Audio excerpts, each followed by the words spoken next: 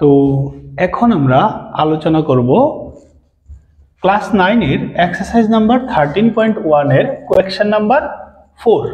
ওকে, তো question number 4 এ কি বলেছে আমাদের, একটি নির্দিষ্ট পাত্রে রং দিয়ে, ঠিক আছে, এত অর্থাৎ 9.375 মিটার বর্গের ক্ষেত্রফলের রং দেওয়া যায়। ঠিক আছে, তো একটা পাত্রে ধরুন এরকম একটা পাত্র রয়েছে, এটাতে কতটুকু রং রয়েছে, যে পরিমাণে রং রয়েছে এটা দিয়ে 9.375 মিটার স্কোয়ার দেওয়াল রং করা যায়।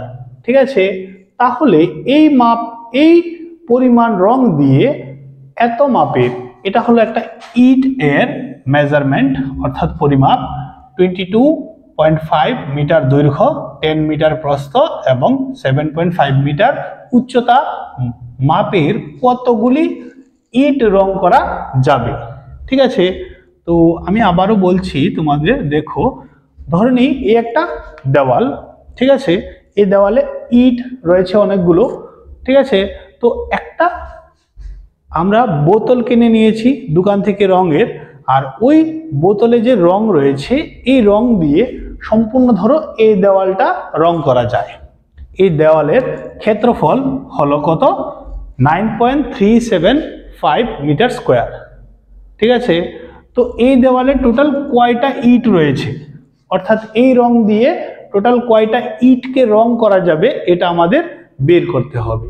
ঠিক আছে, তো প্রথমে আমরা কি করব, একটি ইটের ক্ষেত্রফল বের করে নেব। একটি ইটের ক্ষেত্রফল বের করে নেব। দেখুন, একটি ইটের ক্ষেত্রফল, তো আমরা সবাই জানি ইটটা কি শেপের হবে, একটা ইটটা হবে একটি আয়তঘনক। ঠিক আছে, তো আয়তঘনকের সমগ্রতল অর্থাৎ ইটের সবগুলি তলই থাকবে, তাই সমগ্রতলের ক্ষেত্রফলই বসবে, অর্থাৎ 2 ইন্টু দৈর্ঘ্য ইন্টু প্রস্থ প্লাস প্রস্থ ইন্টু উচ্চতা প্লাস উচ্চতা ইন্টু দৈর্ঘ্য বর্গ একক। আশা করি বুঝতে পেরেছো তোমরা। একটি ইট আয়তঘনকাকার হবে এবং তার প্রত্যেকটা তল মিলিয়ে ক্ষেত্রফল হবে 2 ইন্টু দৈর্ঘ্য ইন্টু প্রস্থ, প্রস্থ ইন্টু উচ্চতা এবং উচ্চতা ইন্টু দৈর্ঘ্য। তো আমাদের যে মানগুলো দিয়েছে আমরা এটা বসিয়ে দেব। এটা হলো দৈর্ঘ্য, এটা হলো প্রস্থ আর এটা হলো উচ্চতা। আশা করি বুঝতে পেরেছো তোমরা। তো দৈর্ঘ্য হলো 22.5 ইন্টু কত হবে, ইন্টু প্রস্থ হবে 10 প্লাস প্রস্থ ইন্টু উচ্চতা প্লাস উচ্চতা ইন্টু দৈর্ঘ্য। আমি এই জায়গাটা একটু রাফ করে নিচ্ছি। 22.5 মিটার হবে না, সেন্টিমিটার হবে, কারণ ইটের যে মেজারমেন্টটা দিয়েছে মাপটা ওখানে সেন্টিমিটার দিয়েছে। ঠিক আছে, তো আমরা এগুলোকে গুণ করে নেব। তো এটা তো খুবই সোজা, 10 দিয়ে গুণ করলে, এটাতে 10 দিয়ে গুণ করলে এক ঘর পিছবে, পয়েন্ট পিছের ঘরে যাবে, তাহলে কত হয়ে যাবে, এটা 225। আর এটাও সেম, এটা হয়ে যাবে 75 প্লাস এইটা, আর এটা গুণ করতে হবে। তো পয়েন্টের গুণ অনেকই সোজা, আমরা যদি পয়েন্টকে উপেক্ষা করি তাহলে হবে 225 মাল্টিপ্লাই 75। ওকে, পয়েন্ট পরে বসিয়ে দেব গুণে।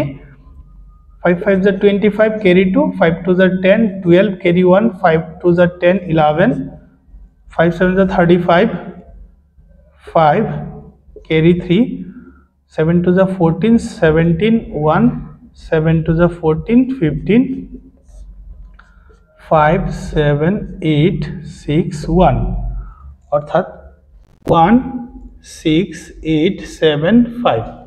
তো পয়েন্টটা কোথায় বসবে, পয়েন্টটা বসবে দেখো এখানে এক ঘর, এখানে এক ঘর, টোটাল 2 ঘর আগে পয়েন্ট বসবে এই জায়গাতে। ঠিক আছে, আশা করি সবাই বুঝতে পেরেছো। এখন এইটা এবং এটাকে যোগ করতে হবে। তো কত হয়ে যাবে, 2 to 5, এখানে কিছু নেই, আমরা 0 0 বসাতে পারি। 75, এখানেও কিছু নেই, আমরা 0 0 বসাতে পারি। 5 7.5 5 10 18 carry 1, 6 6 আর 7 হচ্ছে 13 13 15 13 14 15 16 carry 1 হবে 4। তাহলে কত আসছে আমাদের? 2 মাল্টিপ্লাই সবটিকে যোগ করলে 468.75 চলে আসছে। তার সাথে আবার কি হবে? 2 মাল্টিপ্লাই হবে। তো এটার সাথে 2 মাল্টিপ্লাই করলে কি হবে? 5 2 are 10 carry 1, 7 2 7 are 14 15 carry 1, 8 2 8 are 16 17 carry 1, 2 6 are 12 13 carry 1, 2 4 are 8 9। অর্থাৎ 2 ঘর আগে পয়েন্ট বসাতে হবে আমাদের। কোথায় বসবে পয়েন্টটা? এইখানে। আশা করি তোমরা বুঝতে পেরেছো ক্যালকুলেশনটা। তাহলে কি আসলো আমাদের সামনে? 937.50। জিরোটা আর আমরা লিখলাম না, দশমিকের পর জিরোর কোনো ভ্যালু থাকে না, তাই আমরা লিখলাম না। এখন দেখো একটা ইটের আমরা ক্ষেত্রফল বের করলাম, এত আসলো। ঠিক আছে, তো ইটের যে এককটা রয়েছে এটা হলো সেন্টিমিটার স্কোয়ারে, আর এটার একক হলো মিটার স্কোয়ারে। তো দুটাতে তফাৎ রয়েছে, তাহলে তো হবে না, আমাদের সেম ইউনিটে আনতে হবে। দুটাকেই হয়তো মিটারে নিতে হবে, নয়তো সেন্টিমিটারে নিতে হবে। যে কোনো এককেই নেওয়া যায়, কোনো সমস্যা নেই। তো এটাকে যদি আমরা সেন্টিমিটারে থেকে মিটারে নিয়ে আসি, তাহলে কি করতে হবে? 937.5 কে 100 মাল্টিপ্লাই 100 করতে হবে, ডিভাইডে রাখতে হবে। তাহলে এটা সেন্টিমিটার স্কোয়ার থেকে মিটার স্কোয়ারে চলে আসবে। তো অনেকের মনে হতে পারে যে একবার 100 দিয়ে ভাগ করলেই তো এটা সেন্টিমিটার থেকে মিটারে আসবে, ঠিক না? তো দুবার কেন করেছি? কারণ এটা স্কোয়ার থেকে স্কোয়ারে আসছে, সেন্টিমিটার স্কোয়ার থেকে মিটার স্কোয়ারে আসছে, তার জন্য দুবার করে আমাদের কি করতে হয়েছে? 100 100 ডিভাইড করতে হয়েছে। ঠিক আছে, তো একটা 100 দিয়ে যদি এটাকে ডিভাইড করি আমি, তো 100-এ কয়টা জিরো রয়েছে? দুটা জিরো দিয়ে ডিভাইড করলে 2 ঘর আগে পয়েন্ট চলে আসবে। আশা করি তোমরা সবাই জানো এটা। 2 ঘর আগে পয়েন্ট আসলে কি আসবে? 9.375, আর নিচে এই 100টা রয়েছে, এখনো রয়ে গিয়েছে। ঠিক আছে, তো আমরা তো অ্যাকচুয়ালি জানি না যে কয়টা ইট রং করা যাবে, তো আমরা তো এটা জানি না। তো মনে করি 1টি ইট প্রদত্ত রং দিয়ে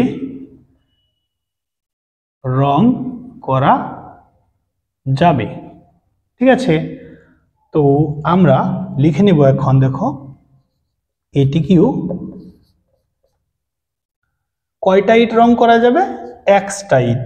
তো একটা ইটের ক্ষেত্রফল কত? এইটা 9.375 ডিভাইডেড বাই 100। তো কয়টা ইট রং করা যাবে? 1টি। এবং একটা ইটের ক্ষেত্রফল হলো এটা। তো এটার সাথে এটাকে মাল্টিপ্লাই করলে সম্পূর্ণ রঙের ভ্যালুটা চলে আসবে। আর সম্পূর্ণ রং কতটুকু হয়? এই জায়গাটা সম্পূর্ণ রং হলো এটা। ঠিক আছে, তাই আমরা এখানে লিখব 9.375। ওকে, তো এটার নিচে আমরা ধরে নিলাম 1 রয়েছে।